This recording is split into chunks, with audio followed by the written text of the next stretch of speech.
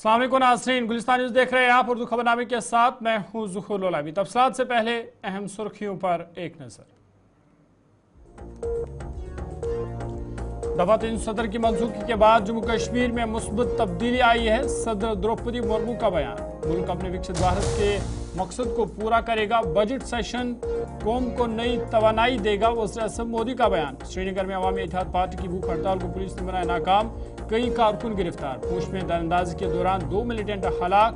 जंगी मवाद बरामद। जम्मू कश्मीर के मौसम में आई तब्दीली। शुमाली कश्मीर में बर्फबारी का सिलसिला जारी।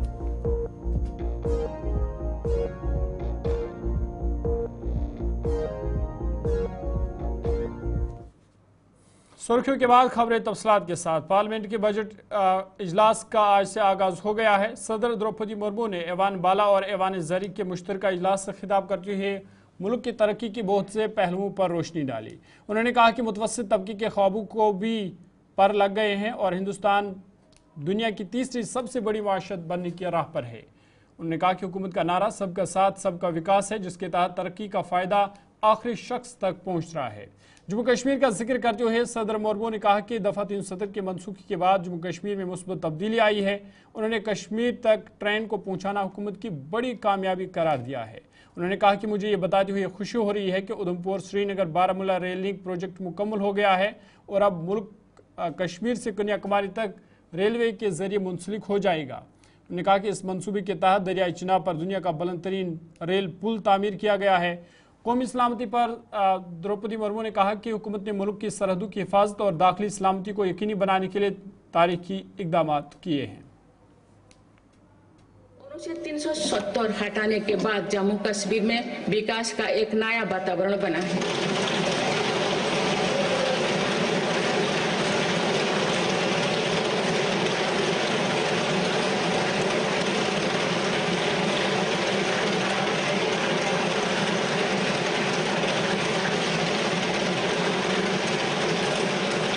कश्मीर में लोकसभा चुनाव एवं विधानसभा चुनाव अत्यंत शांतिपूर्ण माहौल में संपन्न हुए।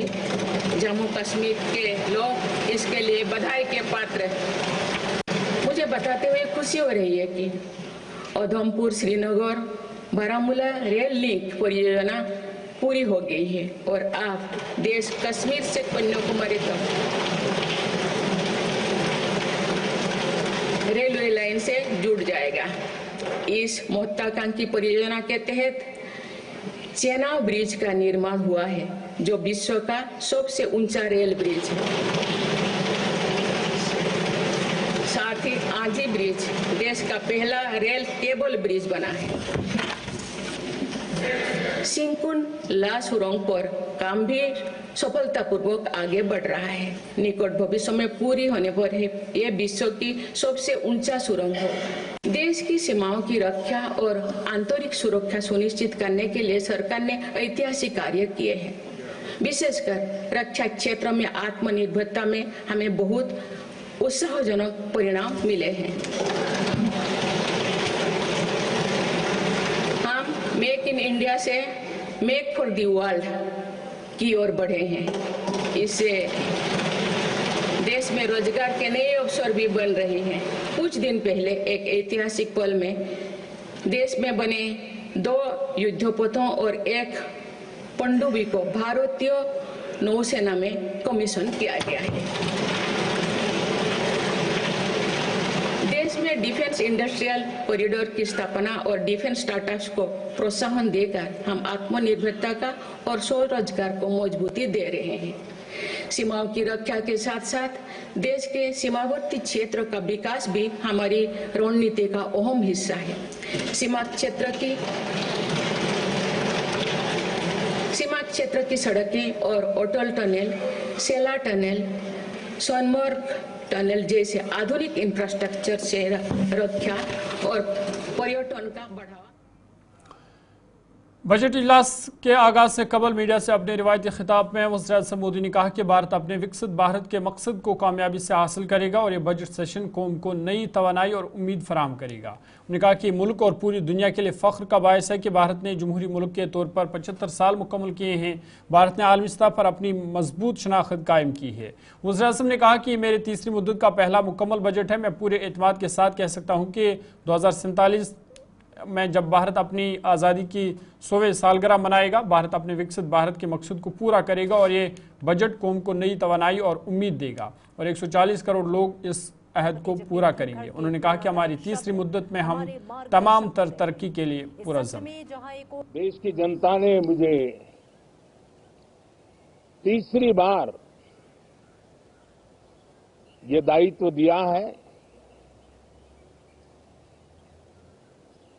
और इस तीसरे कार्यकाल का ये पहला पूर्ण बजट है।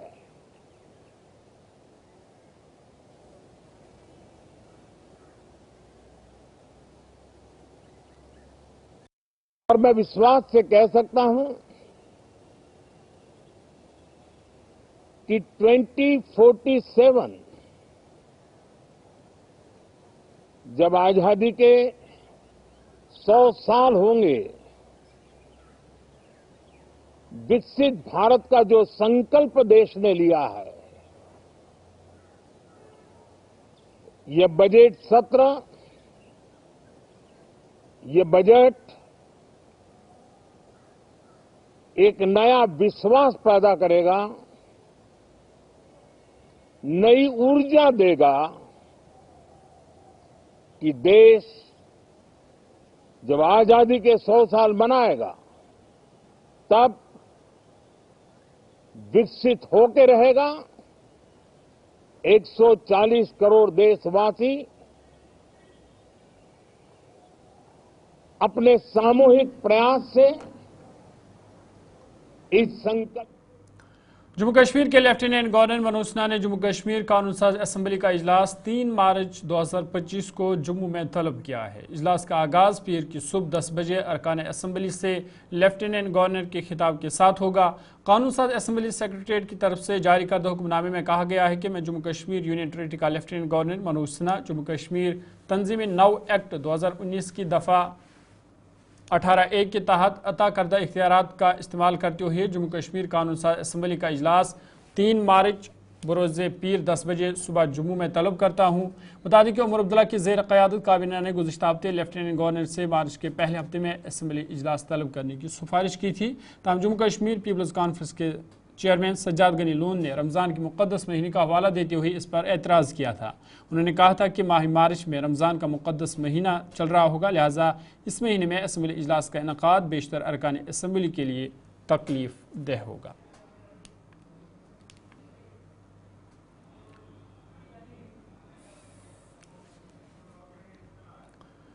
जम्मू कश्मीर अवामी इत्तेहाद पार्टी ने श्रीनगर में आज भूख हड़ताल पर बैठने की कोशिश की, जिसको पुलिस और इंतजामिया ने नाकाम बना दिया है। MLA लंगेट और इंजीनियर रशीद के भाई ने कहा कि मेंबर पार्लियामेंट इंजीनियर रशीद ने तिहाड़ जेल में भूख हड़ताल शुरू की है, जिसके बाद पार्टी ने फैसला किया कि वो भी इंजीनियर रशीद के साथ एकजहती का इजहार करने के लिए श्रीनगर में भूख हड़ताल पर बैठेंगे, ताहम उन्हें इजाज़त नहीं दी गई। उन्होंने कहा कि इंजीनियर रशीद के बेटे समेत कई कारकुनों को पुलिस ने गिरफ्तार भी किया है और उनके मुताबिक ये जमहूरियत की खिलाफ वर्जी है। आवाज उठाएंगे, हम ये चाहते हैं इंजीनियर रशीद साहब को रिहा किया जाए। इंजीनियर साहब को रिहा करो, इंजीनियर साहब को रिहा करो, इंजीनियर साहब को रिहा करो। हम ठीक इस वक्त संगर माल कॉम्प्लेक्स में मौजूद है, जहां पर आज अवामी इत्तेहाद पार्टी के जो वर्कर्स हैं हंगर स्ट्राइक करने के लिए यहां पर आ चुके थे, जिनका मानना था कि यहां से लेकर यहां घंटाघर लाल चौक तक उनका जो है हंगर स्ट्राइक रहेगा। मगर जहां तक इस सिचुएशन को लेकर आप देख रहे होंगे कि इस वक्त की जो सिचुएशन ये है, जो हंगर स्ट्राइक करने के लिए लोग आए थे, जो धरनाबाजी देने के लिए आए थे, उनको पुलिस ने पहले से ही डिटेन कर लिया है और कंसर्न थाने में पहुंचा दिया है। फिलहाल इस वक्त की जो सिचुएशन है, स्थिति ये है कि अभी जितने भी पार्टी वर्कर्स थे या जितने भी एम्प्लॉयज थे, खासतौर पे देखिए, हम प्रोटेस्ट नहीं करने जा रहे थे। हमने जो है अथॉरिटीज को एप्लीकेशन दी थी, बाज़ाब्ता एक फॉर्मल एप्लीकेशन दी थी कि हमें जो है इंजीनियर रशीद साहब के साथ यकजहती का इजहार हम करते, हम यहाँ पे हंगर स्ट्राइक में उनके साथ शरीक होते प्रेस कॉलोनी में। बट बदकिस्मती का आलम यह है कि पहले हमें परमिशन नहीं दी गई, उसके बाद हमने जो है प्लान बी बनाया था कि हम यहाँ पे जो है अपने ऑफिस में यहाँ पे बैठेंगे। लेकिन आपने देखा होगा कि हमारे लीडरान को, इंजीनियर रशीद साहब के फर्जंद को, हमारे जो कारकुनान हैं उनको जो है अरेस्ट किया जा रहा है। और हमारे जो सैकड़ों और हजारों जो हमारे वर्कर्स हैं वो नॉर्थ कश्मीर, सेंट्रल कश्मीर और साउथ कश्मीर से जो श्रीनगर का रुख कर रहे थे, उनको जो है रास्ते में जो है उनको अरेस्ट किया जा रहा है। पार्टी के जो चीफ स्पोक्स पर्सन और पार्टी की जो लीगल टीम है वो इस वक्त दिल्ली में है। वो बाज़ाब्ता जो है अदर जो भी पार्लियामेंट मेंबरान हैं उनको अप्रोच कर रहे हैं, उनके साथ इन टच है। लेकिन इमीडिएटली हम चाहते थे कि अगर आज से जो है अगर पार्लियामेंट सेशन शुरू हो रहा है, हमारी जो है हमारी आवाज़, हमारी रिप्रेजेंटेशन को भी जो है सुना जाए।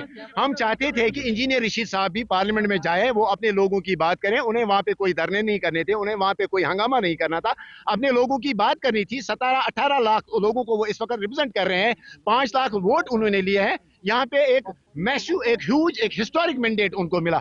बट बदकिस्मती का आलम यह है कि उन्हें जो है ना ही एडमिनिस्ट्रेशन की तरफ से, ना ही मरकजी सरकार की तरफ से और ना ही अदालत की तरफ से हमें इंसाफ मिल रहा है। और इंजीनियर रशीद साहब ने जो है उन्होंने एक चिट्ठी लिखी है, हमें भी वो चिट्ठी लिखी है और उन्होंने वहाँ पार्लियामेंट को भी चिट्ठी लिखी है कि वो आज 10:30 बजे से जो है वो वहां पे हंगर स्ट्राइक करेंगे। और इस सिलसिले में, इस ज़िम्मन में पार्टी की तरफ से, इंजीनियर रशीद साहब की पार्टी की तरफ से उनके साथ यकजहती का इजहार करने के लिए हमने जो है प्रताप पार्क में जो है आज हंगर स्ट्राइक जो है, हंगर स्ट्राइक के लिए इजाजत मांगी थी। और साथ ही साथ जम्मू और दिल्ली में जंतर मंतर और जम्मू के प्रेस क्लब में भी जो है हमने अथॉरिटी से जो है परमिशन मांगी थी। लेकिन ना ही जम्मू में, ना ही दिल्ली में और ना ही श्रीनगर में हमें जो है परमिशन दिया गया। अब आज हमारा जो है, अगर हमें अथॉरिटीज ने यहाँ श्रीनगर में, अगर उन्होंने प्रताप पार्क में अगर उनको कुछ उजरात थे, अगर उन्हें कुछ सिक्योरिटी इश्यूज लग रहे थे, तो हमने जो है हमने उनको रिक्वेस्ट की थी। उनको रिक्वेस्ट क्या करनी थी इस सिलसिले में? हमने कहा था कि हमारा जो ऑफिस यहाँ है ये कोई ऐसे ही नहीं है, हम कहीं किसी इलीगल जगह पे नहीं आ रहे थे। हमने सोचा था कि हम यहाँ पे आएंगे और प्रेस के साथ बात करेंगे। हमारे लीडरान जो है वो थोड़ा सा ब्रीफ करते आपको इस बारे में।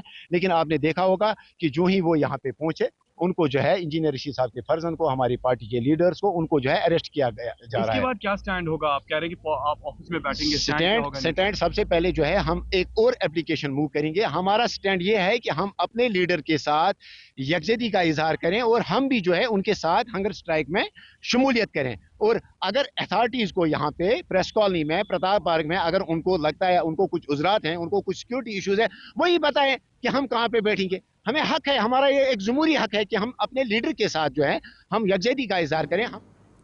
जम्मू में करोड़ों रुपए की लागत से तामीर पीर खो से मोहया मंदिर तक शुरू किया गया रोपवे मंसूबा रुक गया है, जिससे जम्मू में सेहत को फरोग देने के हुकूमती दावे खोखले दिखाई दे रहे हैं। इस प्रोजेक्ट का इफ्तिताह लेफ्टिनेंट गवर्नर मनोज सिन्हा ने 2021 में किया था, लेकिन गुज़िश्ता चंद माह से पेरखो से मोहया मंदिर तक गंडोला बंद है, जिसकी वजह से यहां आने वाले सयाहों और मुसाफिरों को मायूसी का सामना करना पड़ रहा है।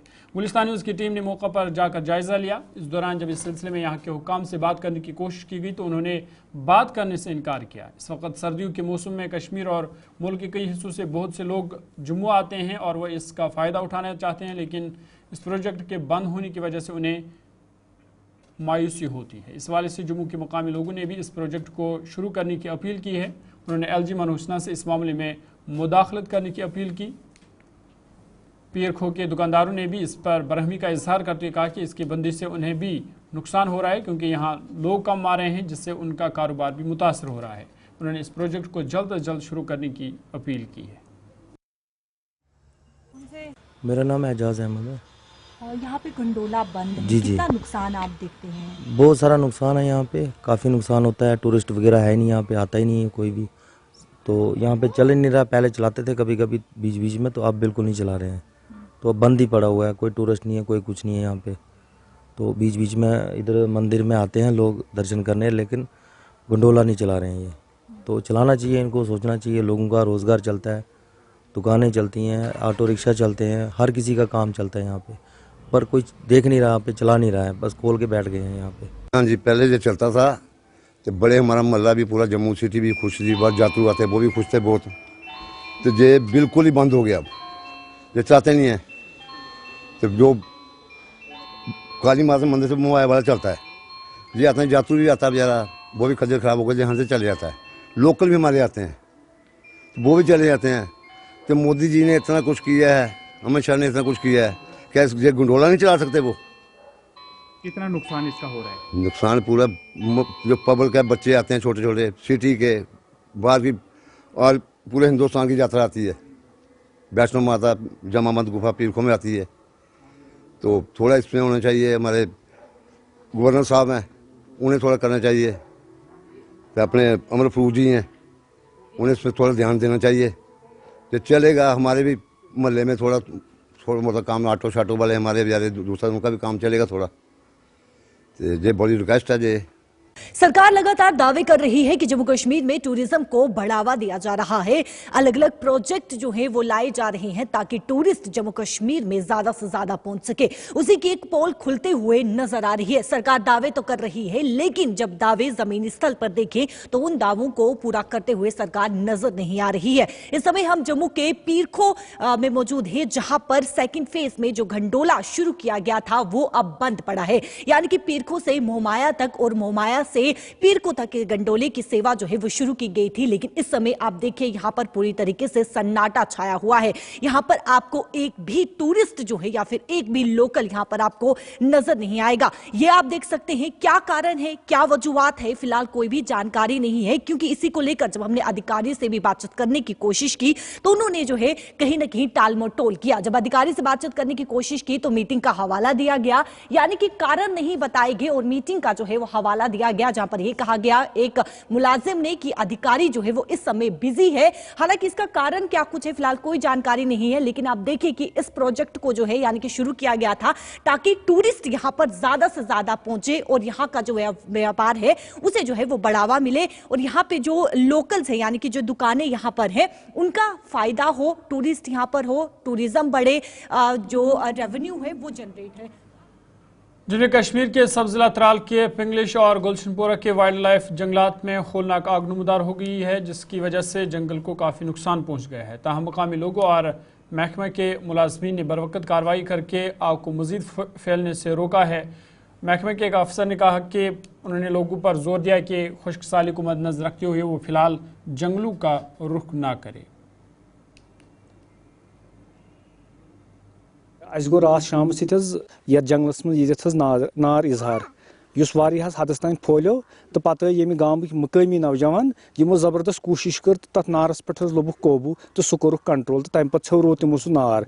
अम पे यु नार छवरान तो महकमा जंगलात मुलाजिम तम तम सात तमो कोर अत मज ताउन तो मजीद गाँव के जवानों तौर ताउन तो यम किन जन अस नार कोर यह कंट्रोल तो मजीद फहलान नश रुको खतर जरूरी गुजारिश अगर तम जंगलस कुन सात इन सिगरेट कर तम इस्तेमाल ओकुन कह न जालन तम माचिस न जालन कुन किस्म कह नार जालन तम अथस जंगलस नजदीक कह ताकि वनकस हॉक तो मजीद गसन ये वाक़ात रोनमा गसन कह।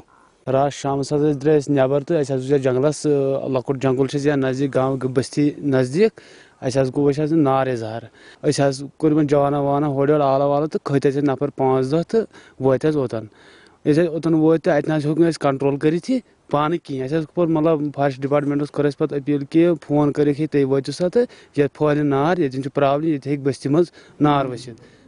सुरनकोट के दूर अफ्तादा गांव बिछाई वार्ड नंबर 11 के लोगों ने नाराजगी का इजहार करते हुए कहा कि इलाके में गुज़श्ता 1 साल से पानी के टैंक की तामीर ज़ेर इल्तिवा है, जिस वजह से मुकामी लोगों को काफ़ी मुश्किलातों का सामना करना पड़ रहा है।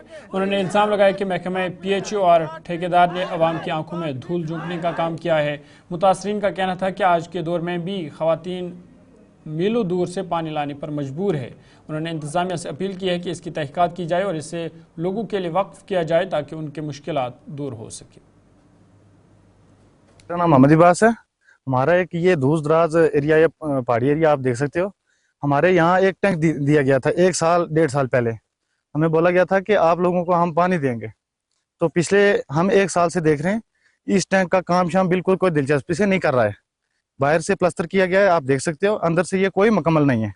वैसे ही जैसा खलता अंदर पड़ा है वैसे ही गंदा खलता पड़ा है, सीमेंट मिक्स है, कोई काम नहीं कर रहा है। बाहर से पैसा निकालने के लिए उन लोगों ने हमारी आंखों में धूल झोंक के इसका जो बाहर से ये किया पेंट आप देख सकते हो करके ऐसे ही चले गए।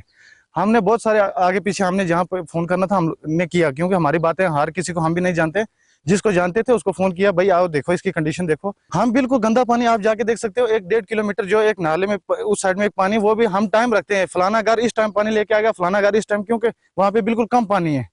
पूरी तरह हम अगर पानी लाएंगे वहाँ पे पानी नहीं पूरा होता इन लोगों, बिल्कुल हमें कुछ नहीं है। आप देख सकते हो, अगर कहीं है तो सरकार भी आके यहाँ पे देखे, अगर यहाँ पे आप भी देख सकते हो, हम अभी आपको दिखाते हैं वहाँ पे। हमारी यही मांगे हैं कि मतलब अगर ये बनाया गया है इसको कंप्लीट किया जाए। सलीम अहमद है, वार्ड नंबर 11 से बाजार महल्ला से। तो हमारे यहाँ का एक टैंक दिया गया था सरकार की तरफ से, तो यहाँ पे काम जो अनकम्प्लीट किया गया है, जिसकी वजह से सरकार ने इसका कोई तवज्जो नहीं दी है और यहाँ पे कोई भी काम कंप्लीट नहीं किया गया है। कश्मीर की सबसे बड़ी इंडस्ट्रियल स्टेट सिडको लासीपोरा से वाबस्ता सनतकार सनत दोस्त बजट की तवक्का रखते हैं। सनतकारों ने तवक्का जाहिर की है कि बजट कश्मीर में सनत को फ़रोग देगा ताकि बढ़ती हुई बेरोज़गारी को रोका जा सके। सनतकारों ने यह भी अपील की है कि जो पावर एमनेस्टी पहले तजवीज़ की गई थी उसे पिछले बजट में शामिल नहीं किया गया था, अब वो तवक्का करते हैं कि इस बजट में भी इसे शामिल किया जाए। मज़ीद सनतकार तवक्का करते हैं कि बजट में ज़्यादा से ज़्यादा फ़ंड शामिल किए जाएंगे ताकि नए कारोबारी भी अपना कारोबार शुरू कर सके। से ये एक्सपेक्टेशन कर रहे हैं कि 28,000 करोड़ सेंट्रल गवर्नमेंट ने हमें पैकेज दिया है, वो 24 में ख़त्म हो गई है।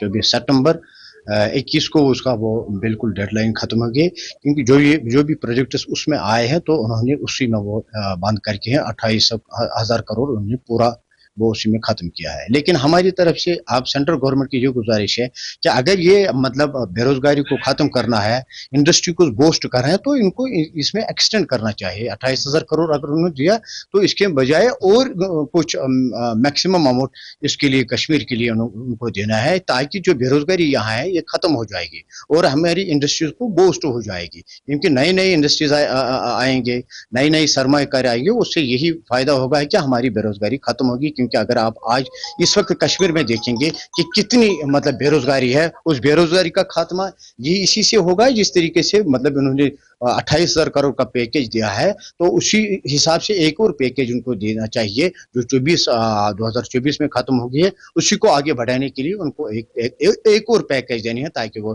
बेरोजगारी खत्म होगी और सरमायाकारी और। गवर्नमेंट मेडिकल कॉलेज अनंतनाग में पहली बार ENT सेक्शन के लिए एक ऐसा इक्विपमेंट लाया गया है जिससे नाक या गले में कैंसर की बीमारी का पहले ही स्टेज में पता चल सके। इस वाले से GMC में एक रस्मी इफ्तिताई तकरीब मुनक़द हुई जिसकी सदारत principal government college Anantnag professor Rukhsana Najeeb ने की। उनके हमरा मुख्तलिफ डॉक्टर साहिबान भी तकरीब में मौजूद थे। उन्होंने कहा कि इससे लोगों को काफ़ी राहत मिलने की उम्मीद है। मैं doctor Aamir Yusuf, ENT department GMC Anantnag से, I am incharge head also है। हम आज एक्चुअली इस हवाले से बोल रहे हैं, हमने एक बहुत ही एडवांस इक्विपमेंट इंस्टॉल किया है ENT डिपार्टमेंट में, जिसको हम फाइबर ऑप्टिक लैरिंगोस्कोप बोलते हैं। उसमें ब्रोंकोस्कोप भी है। हमें ब्रोंकोस्कोप मीन्स जिससे हम इवेलुएट लंग्स और ट्रेकिया वगैरह के इश्यूज होते हैं। हमें बहुत सारे बच्चे यहाँ कंजेनिटली जिनको लैरिंजल वेब्स वगैरह और लैरिंजल स्नोसिस आते थे, हमें इवेलुएशन के लिए सोवरा या हेडरूम भेजना पड़ता था। तो अल्हम्दुलिल्लाह with the help of the administration, especially हमारे dynamic principal madam Rukhsana madam, उन्होंने बहुत हेल्प किया। हमने उनको रिक्वेजिशन डाली थी खाली 3 महीने पहले, लेकिन हम ये फ्यूल की रिक्वायरमेंट 5 सालों से कर रहे थे, लेकिन अवेलेबल भी नहीं था। इट्स वेरी एडवांस्ड ओलंपस का है ये, तो उससे हमें बहुत फ़ायदा मिलेगा। डायग्नोसिस जो कंजेनिटल एनॉमलीज है बच्चों की। सेकंड चीज़, कभी कभी फॉरेन बॉडीज़ होती हैं, वो हमें डायग्नोस्टिक इवैल्यूएशन हो सकती है। थर्ड चीज़, इसका जो एडेड एडवांटेज है, हमें अनंतनाग में बहुत सारे मैलिग्नेंसीज दिखाई मिलने को आ रही है। From the past 5 years we have. चलिए अभी तक के ताज़ा उर्दू खबरनामे में फिलहाल मेरे साथ इतना ही। अपने मेज़बान ज़ुहूर उलामी को दीजिए इजाज़त। मज़ीद खबरों और अपडेट्स के लिए आप देखते रहिए गुलिस्तान न्यूज़।